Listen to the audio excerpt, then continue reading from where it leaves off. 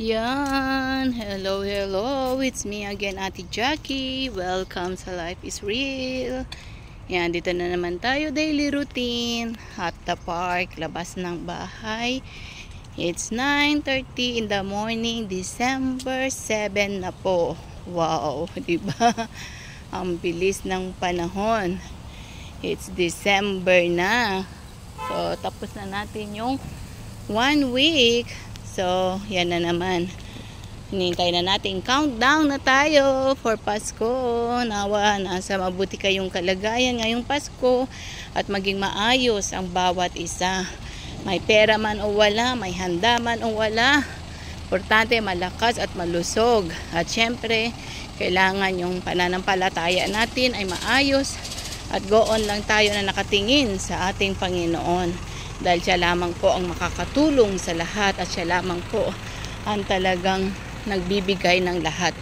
Siya ang may alam, no, ng lahat ng ating mga pangangailangan.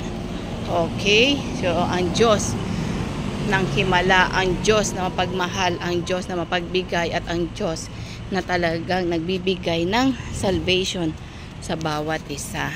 So, muli po, shalom, shalom. May the Lord God bless you. Yan po yung ating share for today na we need to trust God. In everything we are doing, we need to trust God. No, ito man ay business, ito man, ano man ang ginagawa mo, magtiwala po tayo sa ating Panginoong Jesus.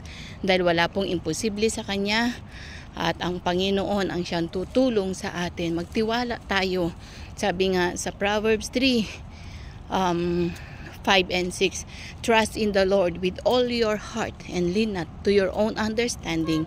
In all your ways acknowledge Him and He shall direct your path. So we need to trust God sa lahat po ng mga bagay at iaayos po niya yung ating pamumuhay. So muli po, shalom, shalom, and may the Lord God bless you, and bye for now. Bye.